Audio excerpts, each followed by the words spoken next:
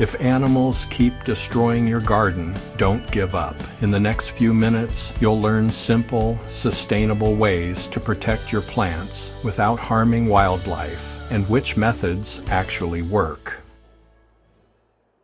One of the biggest frustrations for beginner gardeners isn't growing plants, it's watching them disappear overnight. A few bites from deer can strip young vegetables. Rabbits can wipe out lettuce and beans in a single evening. Squirrels love digging up freshly planted seeds and flower bulbs.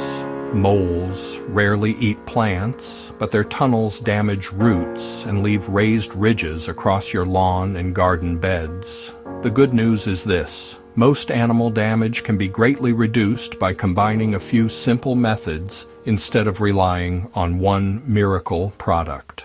The most reliable solution is still a physical barrier. For deer, fencing should be at least 7 to 8 feet tall because deer are excellent jumpers. 2. For rabbits, install hardware cloth or chicken wire 24 inches high and bury the bottom 6 inches underground to stop them from digging underneath.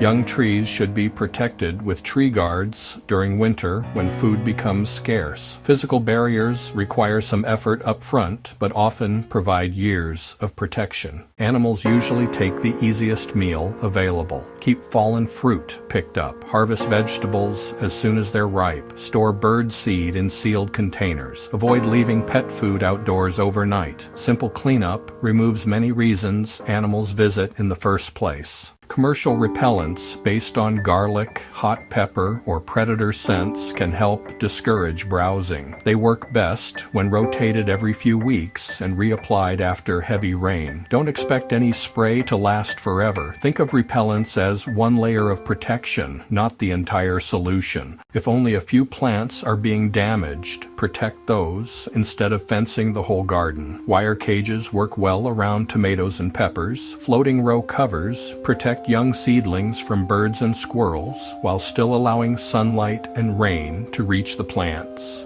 Garden cloches also protect tender plants during their most vulnerable stage. Here's a common myth: moles are not eating your vegetables. They're actually feeding on earthworms and insects underground. The tunnels damage plant roots, but killing moles often doesn't solve the long-term problem. Instead, flatten fresh tunnels regularly and reduce grub populations if they're excessive.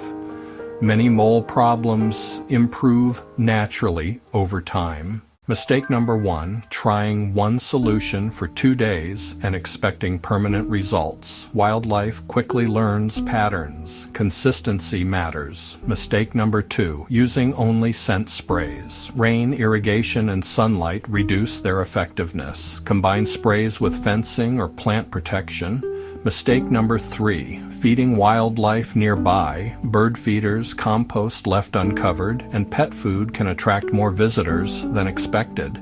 Mistake number 4, waiting until plants are already damaged. Protection is much easier before animals discover your garden. The most successful gardens don't rely on one trick. They combine several simple methods. Use fences where practical. Protect valuable plants individually. Keep the garden clean. Use repellents as backup. Understand which animal you're dealing with before choosing a solution. A layered approach is sustainable, practical, and usually produces the best long-term results. Healthy gardens can absolutely coexist with local wildlife. You just have to make your garden a little less convenient for hungry visitors. If you found this helpful, please consider liking the video, subscribing to Fred's Sustainable Gardening, and sharing it with another gardener who could use these tips. Now click the next video on your screen that was selected just for you to keep growing smarter and gardening more sustainably. Question for the comments: which garden critter causes the biggest problems in your garden?